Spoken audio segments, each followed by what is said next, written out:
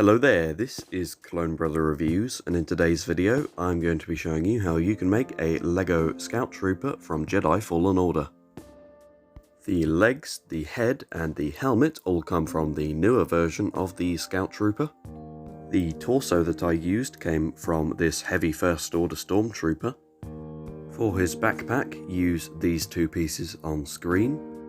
And then finally you can add the arms from this Syndrome minifigure. On screen now are the parts you'll need for the Electro Staff. You'll just want to slide each stud onto the end of the stick and then add each little cone onto the end of those. If you've done it correctly, your minifigure should now look something like this. Feel free to pause here if you need a reference photo for when you're putting it together.